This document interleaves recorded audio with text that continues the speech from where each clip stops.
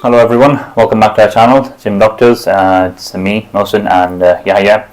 We both started the channel a couple of months back after we started our own health and well-being journeys and realized that there's not much content out there that's evidence-based when it comes to health and well-being. So we decided to gather some content and put it out there for everyone. So today we'll be talking about the weight loss injections. We got few questions about that, so we thought let's make a proper video about the truth about the weight loss injections. Again, none of this is a medical advice. If you have any question, please ask your professional sports medicine doctor or GP. Basically, this is just for your general knowledge and for entertainment. There are few medications which are used for weight loss apart from dieting and exercises. Weight loss should be in a program. It should not be separated, taking one thing separately out of the rest. Basically, the most popular things are Orlistat or Xenical or Ali, which are tablets, or some injections that we that are getting in a lot of press nowadays, being in the news all the time, and that's why people have started asking a lot of questions about these as well. I mean, how do I get a hold of them? How can I use them? How can I get them prescribed? So are they safe? Can I use them? So these medications we will talk briefly about the Orlistat and similar medications, which we will come to in a second, but we will start with the injections and the weight loss medications. They were initially made as a medication for diabetes to help with lowering the blood sugar level.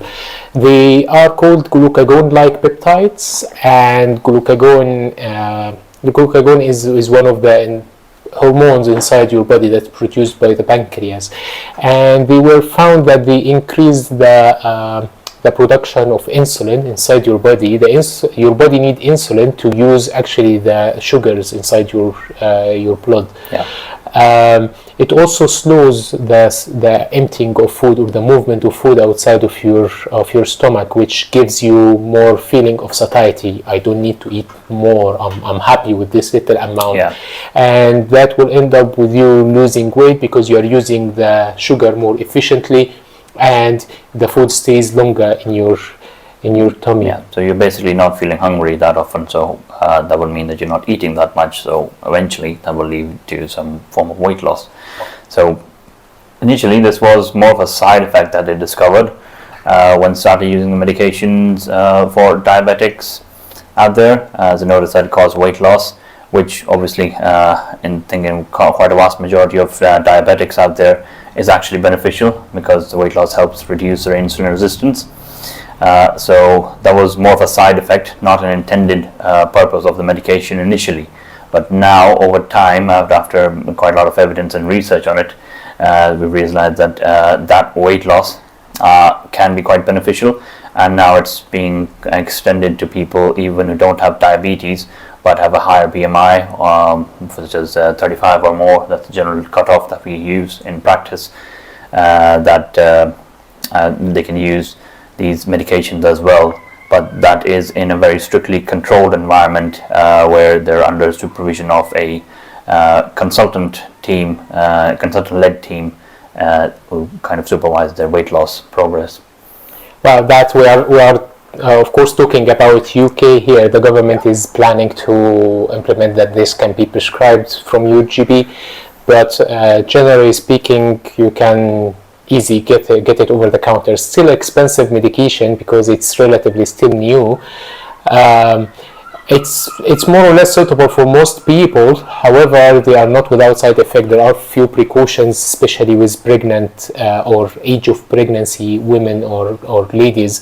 The advice in general is to be on effective contraception up to 2 months after stopping these medications. There are few names available like Ozempic, Saxenda, Wegovy. Even there are tablets, Rybelsus tablets. There is shortage now I'm talking about here in UK. Typical, but yeah. So yeah, you can try your luck, of course, if you want to try that.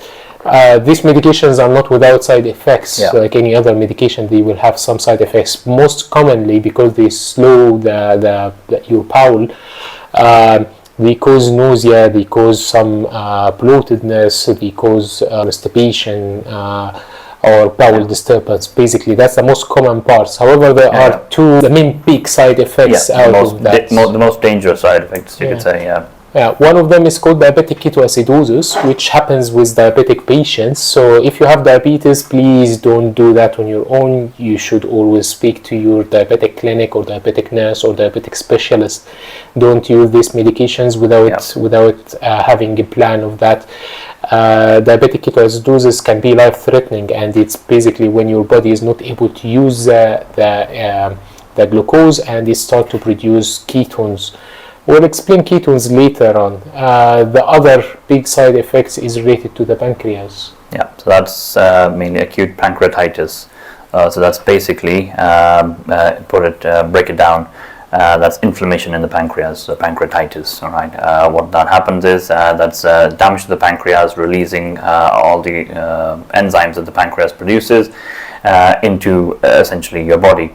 And what that causes is those enzymes are the ones that are involved in digestion.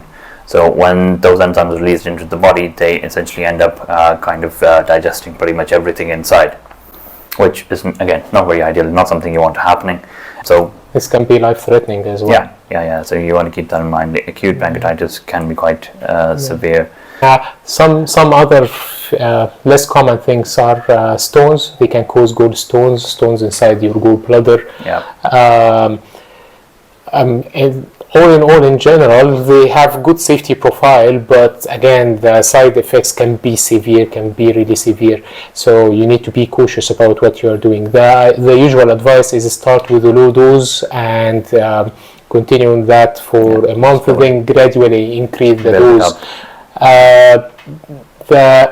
What we understand so far about these medications is when you stop them, they don't have a prolonged effect, so you may need to be taking them on a longer duration or longer plan if you are planning to go on these type of medications.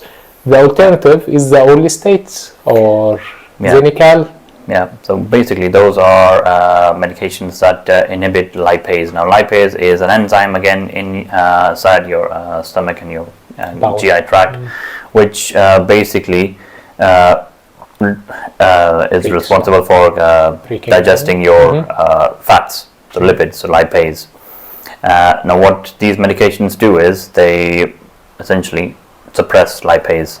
When lipase is suppressed, you're not able to consume those fats in your diet, and essentially what happens is you end up expelling all of that later after having consumed it. So in other words, that all of that comes out in your stools. So not very ideal. That's one of the main side effects. Do you want to? Yeah. So again, it's a medication. It's not without side effects. It will cause bloatedness, it will cause diarrhea, it will cause abdominal discomfort, abdominal pains. It can cause gallstones. It can cause bleeding when you are passing them. These are the most common things. The consensus now is these medications can be tried at any BMI as long as you are more than the normal BMI with exercises and diet. We normally use them for around 3 months, then see how things are going. The aim at that stage would be 5% loss of your initial body weight. If you manage to do that, that means they may be working. Let's continue with that. If they are not, if you don't lose that much weight, then okay, they are not that effective. Yeah. Of course, there is a cost effectiveness playing here in this equation, but that's what's followed right now at this moment of time. These are basically the two big things that we wanted to talk about, and we got few questions about them.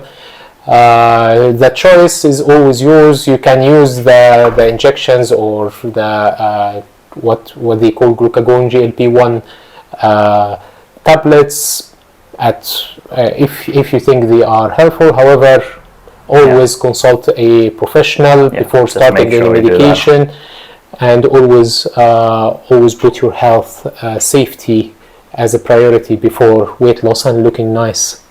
Exactly. Yeah, you just need to keep that in mind. Any of these medications, if you want to try those, have a chat with your GP. It's not really advised that you go and get them over the counter, because then it's not being supervised, and you might not really know what you're doing, or you might not know what the side effects are. So you want to be completely informed and then make a decision about whether you want to go on these medications or not. But generally speaking, it's like you mentioned, we've seen that they can be quite safe if used properly, and they can be quite effective with weight loss as well, if again used in the proper manner, as long as you're keeping yourself safe as well. So just bear that in mind. If you try to buy them online, you will find that most pharmacies they have their own medical assessment that's being done before they prescribe them for you.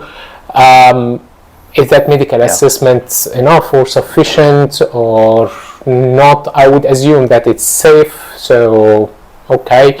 However, it won't harm getting more advice from your GP. Any thoughts? Any final thoughts? I mean, I would say, again, getting these medications online, probably not the best of ideas, but I mean, you can still, as long as they're doing a thorough assessment, which I'll be honest, I don't think they do. But well, that's a different topic altogether. I think we'll call it a day at this point. If you want to hear more about health, safety, sports, exercises, please remember to like, subscribe, and share with your friends, and hit the notification button to receive all notification about our new videos. And thank you very much. Thank you for watching.